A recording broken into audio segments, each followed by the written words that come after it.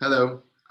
Today we are going to have a conversation with Wendy Kopp, the founder of Teach for America and Teach for All about education in the 21st century. Wendy, I'm delighted and honored to moderate this event today and to meet you again. Edik, I'm so happy to be here and to see you again. It seems so much has happened since we last connected in Armenia. Thank you very much. Before we start, I'd like to introduce myself. So my name is Edik Nazaryan. I am from Armenia. In my school in the town of Stepanova, I had Teach for Armenia teachers, Elia and Lena, who helped me to grow as a person and as a student and empowered us through the values and knowledge that they taught us. Later, I got a chance to participate in programs organized by Teach for Armenia. In particular, I got a chance to participate in a global conference that took place in Yerevan and was organized by Teach for All and Teach for Armenia. In 2020, I went to India and participated in a kids education revolution, which was organized by Teach for India. This project greatly helped me as a student to get a wider scope of mind and be more engaged in the life of my community in different aspects of life. In 2019, I became a student of UWC Dilijan. So let me say a few words about UWC Dilijan. It is one of the 18 United World Colleges around the world. The UWC movement was founded in the wake of the Second World War to bring young people from around the world together for them to get to know each other and better understand each other so that they could contribute to a peaceful world. It is truly international school with students of 18 nationalities in the last 2 years of secondary school. 10% of our students are Armenian. It is a non-profit school belonging to a charitable trust registered in Armenia and overseen by an all-volunteer board. I want to thank the Teach for Armenia team and UWC Dilijan administration for trusting in me and helping me to organize the event. Before we proceed, I'd like to thank Future Studio, which partnered with UWC Dilijan to organize this event and provide the platform. Wendy, let's start with the question. The purpose of today's chat is to give UWC students like me the chance to learn about you and the work being done by Teach for All. To get started, can you please tell us about your own personal journey as a social entrepreneur and the work being done by Teach for All? Sure. Well, I started on this path a little more than 30 years ago, which is hard for me to believe. When I was a student in college and university, I had just become more and more concerned about the inequities in my country, about the fact that where kids are born really predicts where they end up. And also felt that our generation was just searching for a way to do something about those inequities. And this all came together to lead me to this idea to say, why don't we essentially start a movement in our country to inspire some of the most promising leaders graduating from colleges across the country to commit themselves to address these issues, initially by committing 2 years to teach in low-income communities. So that was really the spark for Teach for America. I needed a thesis topic and proposed this idea in my thesis, and it was just one of those things that was really quickly far beyond me. So that's how I got started in this. So let me say one more thing, which is that, there was a huge process of building Teach for America, and I really had my head down and was just fully focused on my own country here in the United States. But we started meeting people about almost 15 years ago now from all over the world who were just determined that something similar needed to happen in their countries. And that's what led to the launch of Teach for All, which I've spent the last 14 years or so working with many others to build as a network of similar organizations like Teach for Armenia or Teach for India or Teach for America that all share kind of a common purpose and a set of values and a vision for students. So providing access to an excellent education for disadvantaged groups has always been the primary focus of your work. Why is educational equity is so important? Um, I just go back to what I was thinking more than 30 years ago, which was that, you know, my parents had kind of bought their way into a pretty privileged community, so that my brother and I could go to a really strong public school. And then I had the chance to go to Princeton University. And my senior year in college, I was so aware that I felt the whole world was open to me. Like I literally thought I could do anything I wanted to do. And I just knew that was because of the education I had had the chance to attain. And what I learned and what I've subsequently learned in our work around the world is that all kids don't have the same chance. And um, I just feel like this is the root of all issues. If we're going to reach any of our aspirations as a society for a sustainable and peaceful world, for an inclusive world, it's going to start with each person on the planet being able to live into their potential to help shape a better world. And that all, I think education isn't sufficient, but it's the key to transformation. Like without that, we'll never reach the rest of our aspirations. Thank you so much. That was really inspiring answer. The next question that we move on is, in your book, One Day Old Children, you wrote about how the early years of Teach for America were challenging. What advice would you give to young entrepreneurs? How did you go about starting Teach for America? Well, I had a lot of conviction about one thing, which was that I was just absolutely certain that my peers and colleagues, graduating seniors all over the country, would really jump at the chance to teach in our lowest income communities and to be part of this kind of effort that was much bigger than ourselves. And so when I went out to try to build support for the idea, and essentially after writing this thesis, I sent it to education leaders, people who run school districts, people who fund things. I mean, I was just sending letters to them and I would follow them up and a few people would agree to meet with me. But people committed to education, and everywhere I went, people thought, they actually said, this is a great idea, but it will never work. And the reason they thought it wouldn't work is that they thought that our generation would never do this. They thought our generation was the me generation, and that all we wanted to do was go make a lot of money for ourselves. And because I was so convinced of that, and I had some reason to be convinced of it as a graduating senior, I just decided to persist and to show people that this generation would want to do this. And so we launched a grassroots recruitment campaign on 100 campuses before email even existed, right? Like these are just flyers under doors of college students. And we had 2,500 people apply within just a few weeks. And that generated media. And anyway, it all went from there. And I think, like, when you say, what advice would I give? I think my biggest piece of advice would be, and this is what I say to new teachers too, by the way, and I think it's just advice for all of us. I think so much of this is about walking the right line between confidence and humility. Like, I did have enough confidence that there was something in this idea that led me to believe that I should persevere. But I also knew that I really didn't know how to do this well, how to train and support teachers to be effective, how to partner effectively with school districts. And so I was really so genuinely open to advice and to learning from others along the way. And I think that's what really enabled us to get off the ground and to get on the trajectory we've been on. Thank you so much. I have another question. Like, Teach for Armenia, I'm sorry, Teach for America grew very rapidly under your leadership. What made this possible? Who were your greatest supporters? I think this was an idea.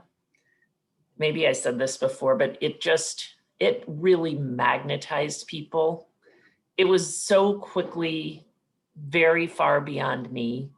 I mentioned the recruitment campaign. Like, we found 100 students who each found another person. We had 200 students on 100 campuses who were driving this effort to say, we're going to inspire our generation to commit ourselves to, equity for all kids.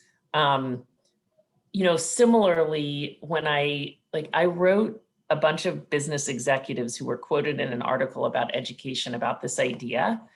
And the head of the business roundtable at the time, the group of big companies, actually agreed to meet with me and then to introduce me to all of his friends. Like, it was just one of these things that I think appealed to people's values about what our country should be. And so, yeah, I had so many allies along the way, not to mention the team, people who would just walk into our offices and say, I want to help, who became like the founding team of Teach for America. So it was so many different people. And then people in school districts who just couldn't believe that we were saying we were going to actually inspire people from some of the most selective colleges in our country to commit to teach in their schools, and were instant partners to us and really helped us set the foundation to thrive. Thanks so much. As a Teach for Armenia board member, you have had a chance to visit our country a number of times. While Armenia has a very centralized education system, the US model is highly decentralized. What similarities or dissimilarities have you noticed between these two systems? How are the challenges similar or different? I have been very privileged to spend some time in your country, and I hope to be able to come back there before too long. It's just such a beautiful and rich place. I think my vantage point on your question comes from spending time in classrooms and schools and communities. Actually, I would say that this is true not only between, say, the US and Armenia, but this is a global thing. What I've seen through that is that the roots of the issues we're addressing are really similar from place to place, meaning, almost everywhere there are whole segments of kids who are marginalized in some way and just face many extra challenges, whether because of all the challenges of poverty or discrimination or any number of things. And then they go to schools that were never set up to meet their extra needs and don't even have as many resources as more privileged kids have. And there's just a prevailing ideology around a lack of belief in the potential of those kids that kind of fuels the whole thing. So that's the circumstance in my country. I guess it's a question for you. I mean, from what you've seen, does that seem like an accurate description of what the circumstance is in Armenia? I think, there are common educational problems that can be described as the root of problems. I would say that the statement about centralized and decentralized education is quite correct. Because in Armenia, I have quite a lot of friends from the US, and I know that it can differ, depends state to state, the education system, but mostly students have the right to choose the subjects they want to. While in Armenia, I've been studying in a public schools for most of my life, and the only chance we get to choose subjects is when we go to high school. There we can choose two directions: humanitarian and natural sciences. And I think that students have to have more options, because when you choose, you feel more responsible for your choices. But what I've seen, I guess, first of all, I think it may be a little bit more regimented in the US than you may realize. I'm surprised at what you say. I don't know if those kids are from private schools possibly, but every state has very similar standards for education. And and usually are pretty controlling about what the subjects are that kids take. So it's probably a pretty similar circumstance, I would say. But what I have seen is that greatness in education is always about local commitment. And even in Armenia, I'm not going to remember the name of the particular community, but I just remember visiting a school and talking with the mayor of this village, who was just completely committed to transformational education for kids. And as a result, what was happening in his schools was so different than what happens in most places, and that's just what I've seen everywhere, where there can be national mandates, and national requirements and restrictions, but whether kids fulfill their potential is so much about kind of local leadership on the part of students and parents and other teachers and school leaders and other local community leaders. So it's really led us to take kind of a community focused approach to say, if we can build collective leadership within communities, ultimately that is a huge part of the key to the solution. And then we can leverage that greatness to influence the national policies. Yep. Thanks so much. Moving on to the next question. Given all of the challenges that my generation is facing, including issues such as the pandemic and global warming, what do you see as the purpose of education? What needs to change in education in order to prepare students for the future? We actually stepped back across Teach for All about 5 years ago, and we engaged in this kind of ground up process involving students and teachers and staff members of our network and other supporters in asking exactly that question. Like, what is it that we're working towards? And we actually have this idea that we're going to develop a 25-year vision. Like, what are we all working together around over the next 25 years? And so as a result, we tried to figure out, where will the world be in 25 years? And to your question, we realized we can't even begin to predict, right? Like, everything is changing so much. The economy is changing so much. We looked at all the challenges we face, just the incredible challenges facing our environment and many other things. And it honestly was quite overwhelming, but it really struck us that if we are not developing today's students as leaders who can navigate a changing economy and solve these increasingly complex problems, there's no hope for any of us or any of our aspirations. And so it led us to come together around a purpose of education that is essentially, enabling students to develop as leaders who can shape a better future for themselves, and for all of us, like a meaningful life and career, as well as, solving problems and working towards improving our collective welfare.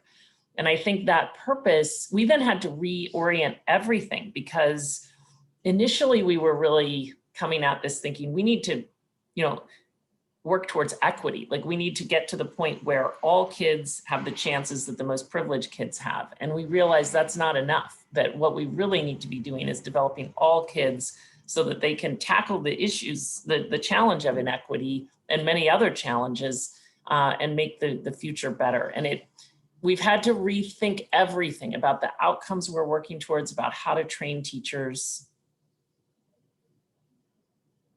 Yeah, that was really interesting. Thank you so much. After serving as the founder and CEO of Teach for America, you then went on to co-found Teach for All. Why? What was the reason for that? Well, as I shared a little bit earlier, it was really because I met so many inspiring people from different countries around the world, from India and China and Chile and Lebanon and many different places, actually all in 1 year. I never really talked to anyone other than the folks in the UK who started the first adaptation of this approach. But then within 1 year, I met 13 people, and some of them were the most inspiring people I've ever met. In fact, they are still part of our network. And it was really their commitment and their belief that, you know, they wanted to pursue this and they were looking for help that led us to say, okay, let's set up a network so that we can all do this and learn from each other. That was really the beginning. All right.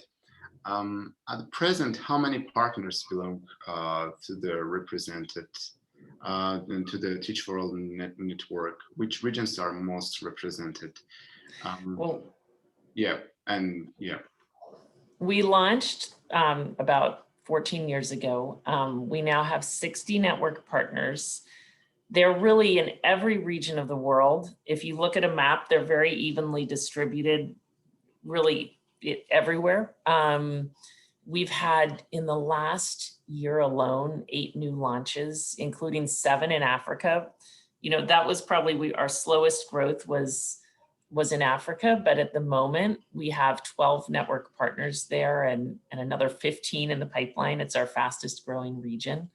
But we're really seeing, I mean, the way Teach for All works is that we come behind local social entrepreneurs, like people in any given country who believe that this approach makes sense in their countries. And if they initiate it, then we'll come behind them and help them learn from everyone else and develop the plans and the support and the capacity to launch.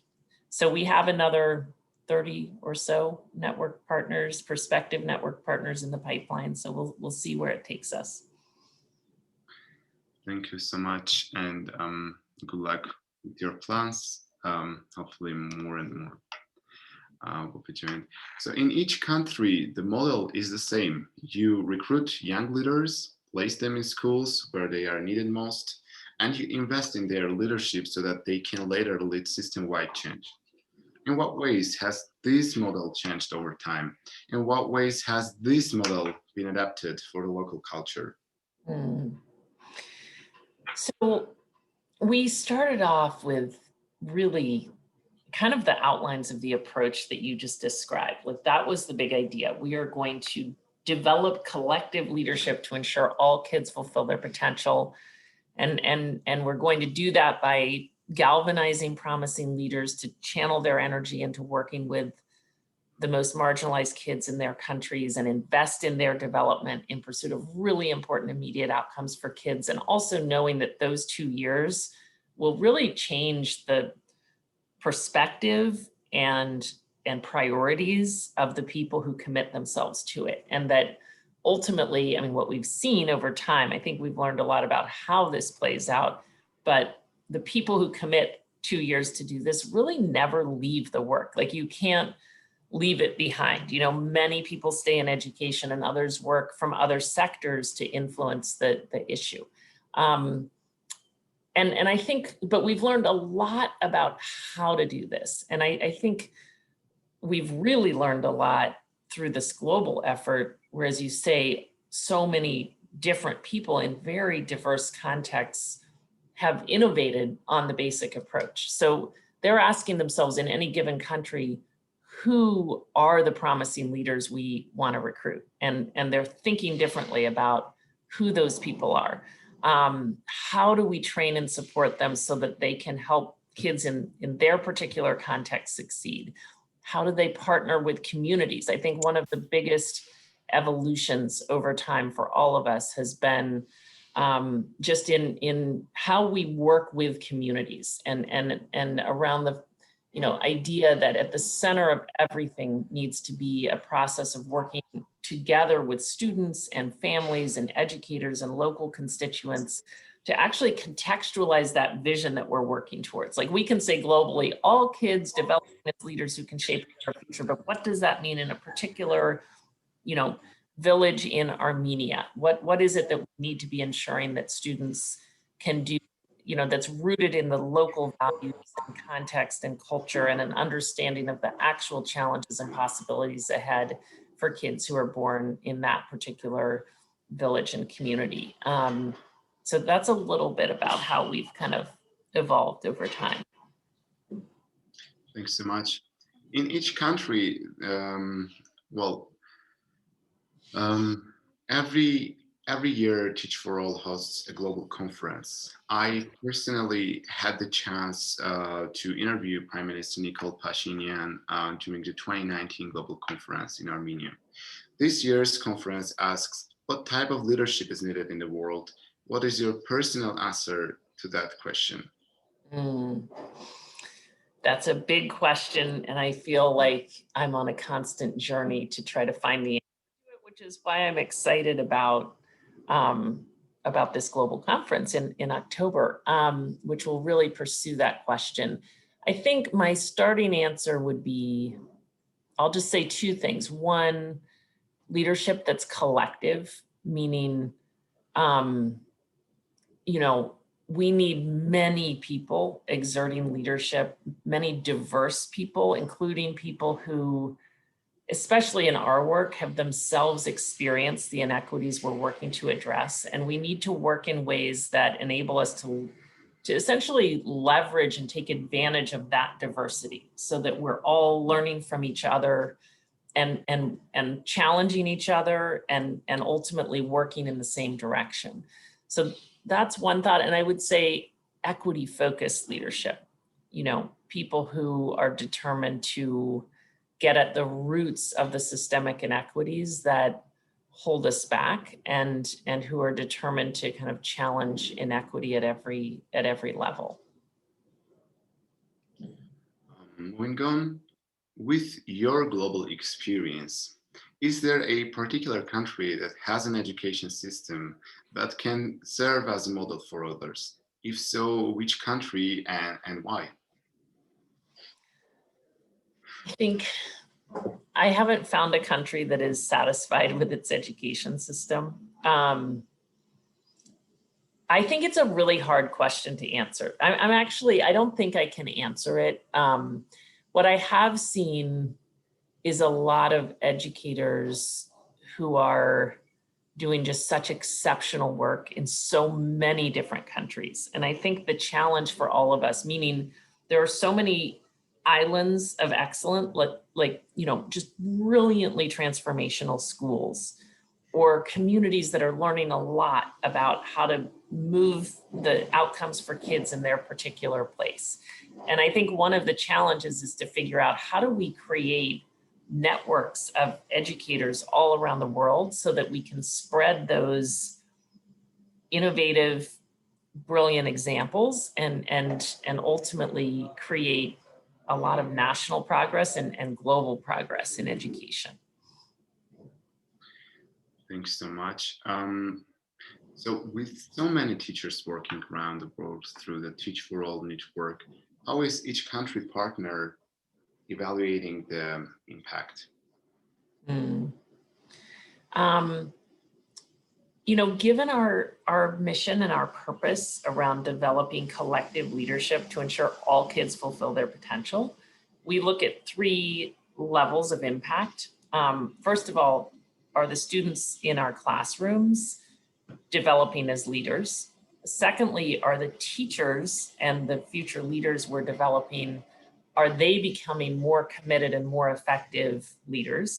And then ultimately, does this all add up to the kind of system-wide progress that we want to see? Like, do we ultimately see a whole generation of kids doing better in particular communities where we're working or particular countries? Thanks so much.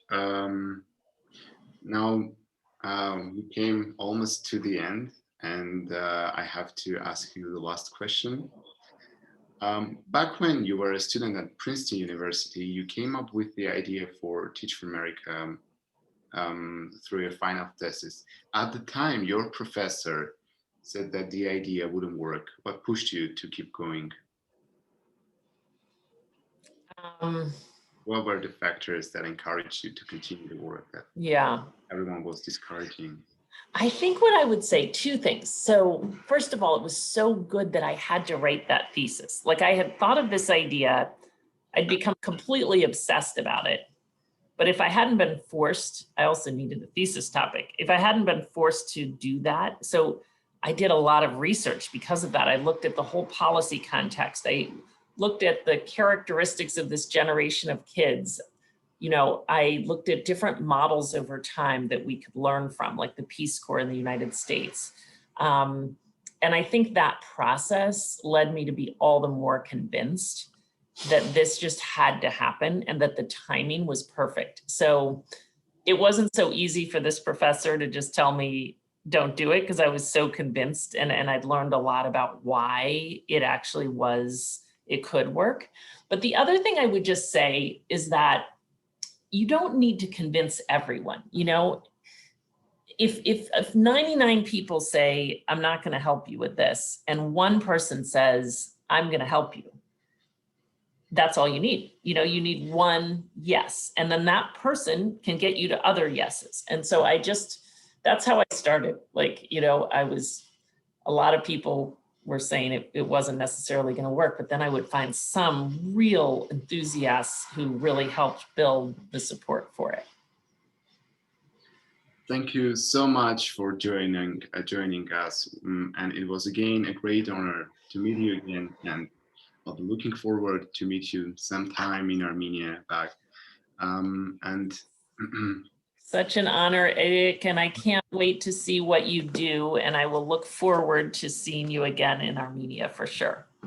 Thank you so much. Let me thank you, the team of Future Studio, for providing us the platform to hold this interview. Once again, thank you so much for joining us. Thank you so much. Thanks, everyone. Stay safe. You too. Thank you.